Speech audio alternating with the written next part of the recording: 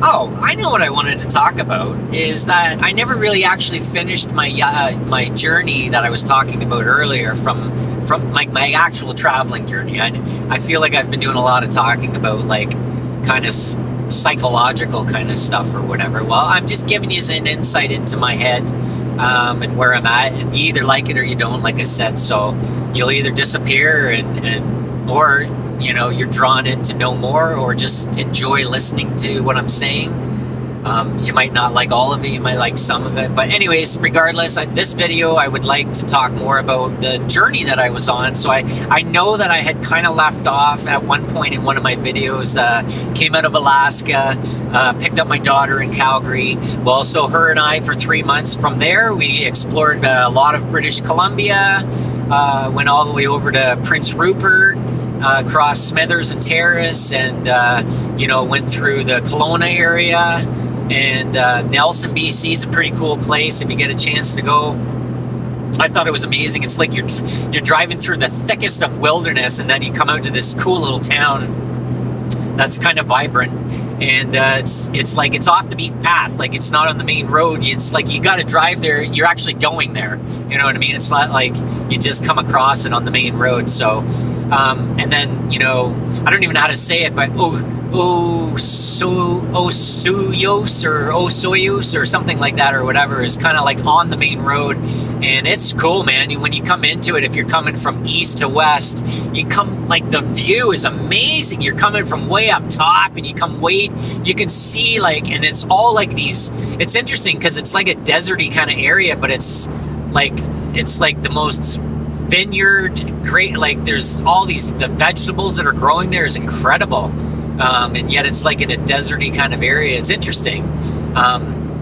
Anyways, explored a lot of BC, did some hiking, love hiking in Smithers, up at, not Smithers, sorry, Squamish, hiking the Big Chief there. If you've ever done it, it's such an incredible, over that area. It's just south of Whistler.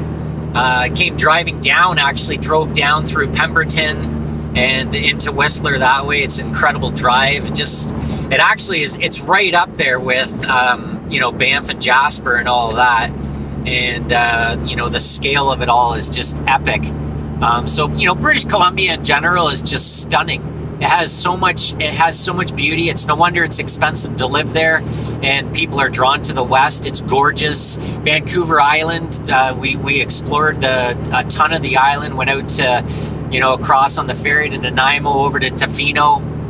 Tofino was, I was expecting Tofino to be like, what you had heard over the years of don't get me wrong, there's still a bit of that surfer hippie kind of vibe, but you also do see, which anyone that's been there recently or in the last while, or I've even met people that have lived there and have moved away for the reason about what I'm about to say, is that it's just like a lot of places, they've been discovered, right?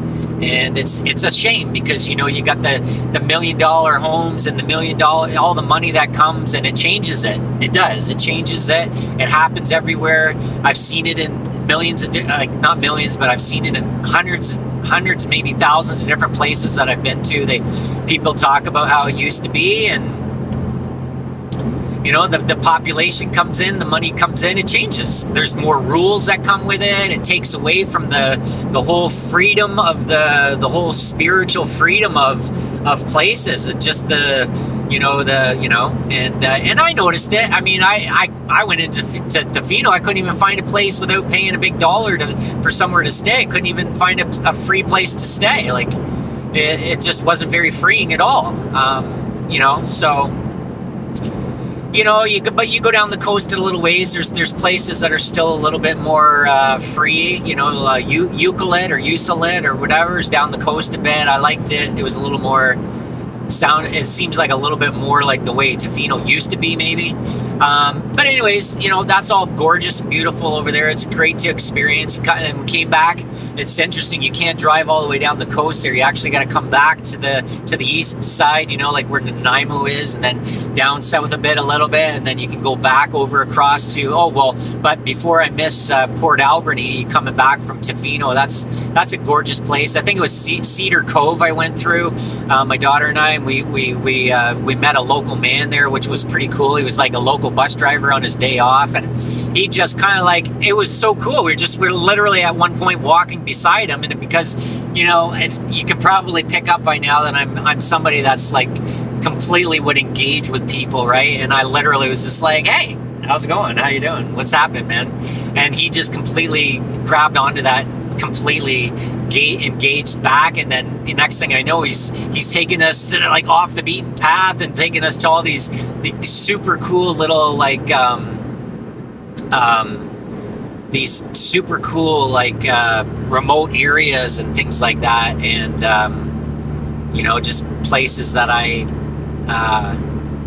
hadn't been before, and it was cool. He took us to this secluded little beach that all of a sudden there was just nobody there after we were just walking in amongst all these tourists and things like that. So there's a little message in there for you guys right there to don't be afraid to don't be afraid to engage with people, engage with society, and I know what it is. I talk to a lot of people, and their fear is that the fear of how others are going to respond,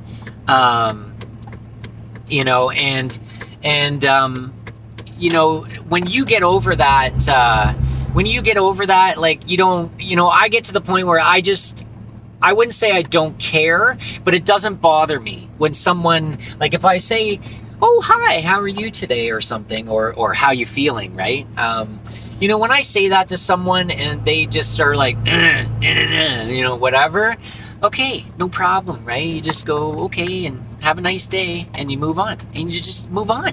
If you don't let that sit on you, and you just, let that roll right off of you, and you don't hold that, and that's a practice, right? And then when you get practice that, and it starts to become like everything else, and just becomes a normal thing that it's okay, because there's so many people in the world that are just, they're not in a great place, right? They're just not happy with, well, I don't know. I mean, I could go on for hours about what it is that they're possibly not happy about, but whatever, right?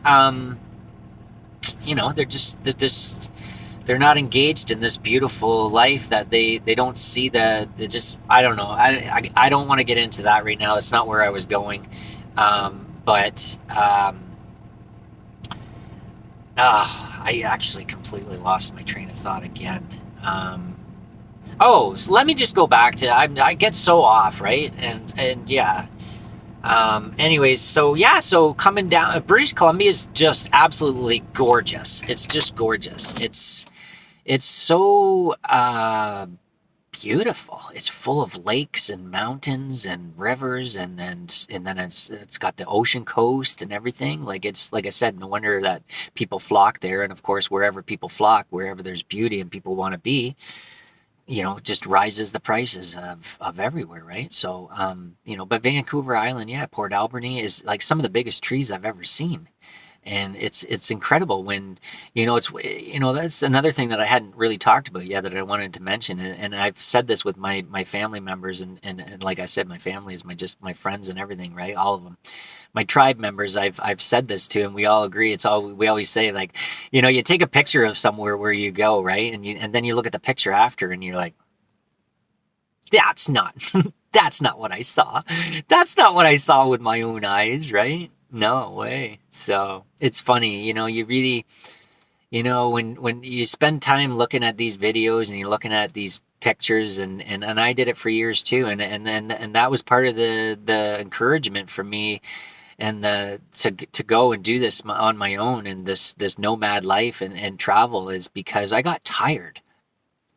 I got tired of looking at other people having a good time and going places. I got sick and tired of it. I got tired of looking at pictures of other people having experiences.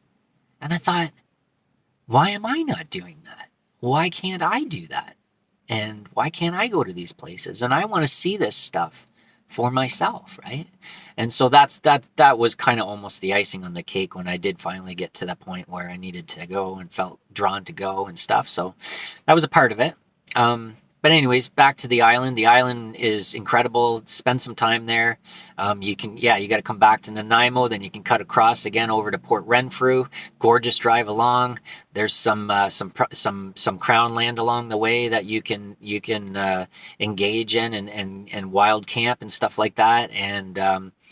And then that whole far west coast coming down to Victoria is spectacular. There's many, many beautiful beaches. And there's a trail that runs along, some of you might be like, I know the trail you're talking about. I know the trail you're talking about. And I just can't remember the name of it off the top of my head, but it's spectacular. And I didn't even really hike that much of it. My daughter and I just, we hiked, I don't know, maybe 5 kilometers of it in one section around China Beach there or something like that. And, it's just stunning. It's stunning. It's just like, it's like you're in a jungle. It's like you're in a totally different world. It's dense in spots, and you have these gorgeous views of the ocean. You're not near the road anywhere. It's like, it's just, you're deep in it and you're thick in it. And it's like, and it's, I'm fascinated by mushrooms. I'm very interested in mushrooms. And when I was in Fairbanks, Alaska, I know I'm jumping away from the island a little bit, but that's because I'm talking about mushrooms.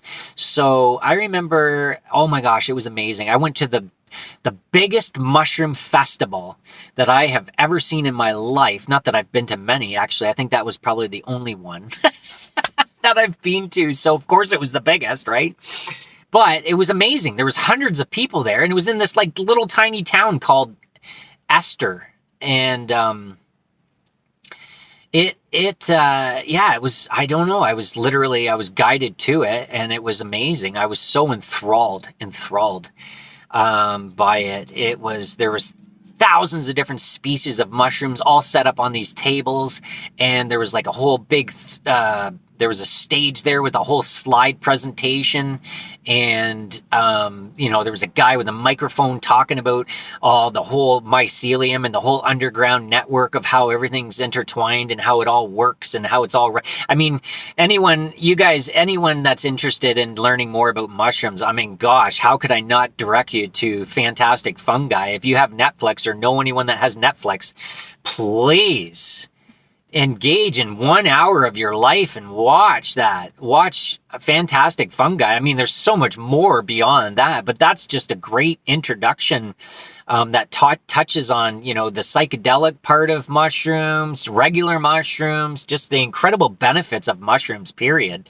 If you're not educated on them, my goodness, they are gonna, it's no wonder that they, even psychedelic mushrooms and things like, that's a whole nother conversation I could have with you. But I mean, I'm not super educated, but I'm aware of a lot of the benefits of them. And thankfully, we can't live in the past and we can't go back, but it is sad that, back in the 1960s, they the government recognized that the scientists were doing that. The research was being allowed, and it was, really, really taking off, and the whole,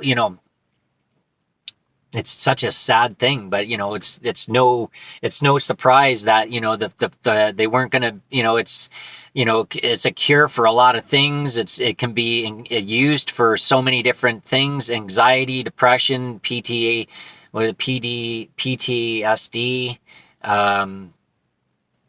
just so many things, right? So many things that it can be used for, and it's natural, it's healthy.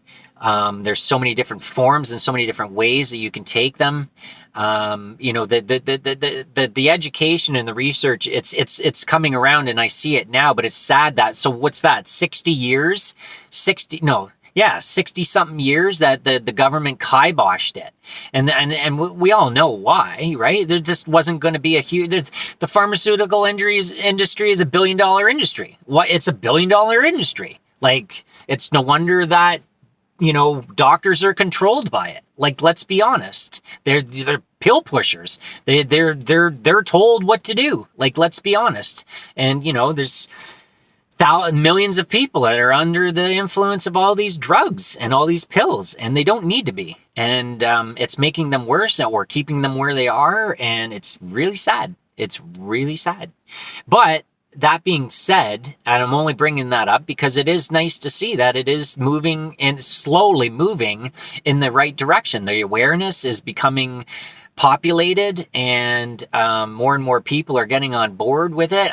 One of my favorite things to do when I traveled all across North America was every Saturday morning that was about to come up, I would always go and look, where can I hit a farmer's market? Where can I hit a farmer's market? I love farmer's markets.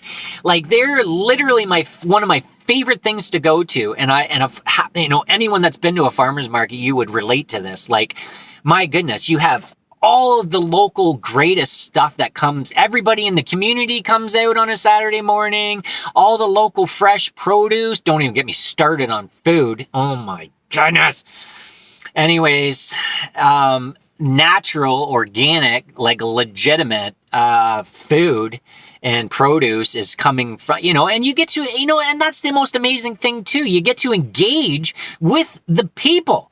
Like, you can think about it. You go to the grocery store, you go to the grocery store. You're getting a giant thing of broccoli out of the grocery store that's full of chemicals, but that's for another day. Anyways, you're not talking to the person that grew that piece of broccoli, right? But when you go to the farmer's markets, you are. So, and you know what? And we're all different. You might not be someone that likes to engage. I don't know if the word's introvert. I can't remember. You might be an introvert. You might not be like, I realize that that's my passion. I just fully engage with people. I love it if they want to, but that's a great place if you're someone that likes to engage with the local community of anywhere you are, whether it's your community and that's the community you live in and that's your life and you stay there and you don't go anywhere and that's, and you're in your bubble, then go to your local farmer's market. I mean, you meet all the local artists, the artists are, we're all artists. That's another whole subject I would love to share with you guys, that I truly see and feel that everyone is an artist. Everyone is an artist. All of us. Every soul out there that exists is an artist. You think about it, right? An artist isn't somebody that just draws a picture or paints a picture or whatever. Like, I'm pretty decent at stick people. That's about the extent of my drawing. Okay. So, but I'm an artist at talking. I'm an artist at, I'm a pretty good driver. I'm an artist at, and I can go on and on, right? I have an art of communicating with people. I'm not perfect at it. I'm not great at it. I make mistakes, but I think that I'm pretty good at it. So, you know what? Every one of us is an artist. If you don't think you're an artist, you're wrong, because there's something that you're amazing at. And it might even be something you haven't discovered yet, right? Like, it might even be something that you haven't tapped into yet, because just the opportunity hasn't come your way. Or, right? I mean, you think about it. You think about all the different things that people do in the world that you haven't done, right? So, until you've actually done everything, you wouldn't even know what you're good at, what you're not good at. But anyways, I'm all over the place with that one. But we're all artists. Anyways, the farmers markets, it's incredible. But where I was going with this is that literally, I can only literally think of the hundreds of farmers markets that I've been to all across Canada, the US, Mexico. There's only one, I think, and it wasn't even that long ago, that I recognized, and it was a small one, that didn't have a mushroom vendor. Mushroom vendors are almost the common thing. They're at every, so that's where I was going. The awareness is coming. I understand. I know that there's research and development that's finally being approved. There's people that are benefiting from the health benefits and are it's people are benefiting from it. The awareness is getting out there. I've got some tremendous stories that I could share with you, and you guys probably have some tremendous stories that you could share with me, and please do. I would love to hear them. I love any story that I hear that is inspiring, that is beautiful. Like I won't make this one very long, but for example, back in before I left on my journey, I met a man that I was out hiking one day, and I was in the wilderness a bit or whatever, and he was walking along with people walking like nature lovers. They have their giant camera with their big, huge lens, right? And it's hanging off his chest here. And, I literally just said, "Hey, cool camera, man."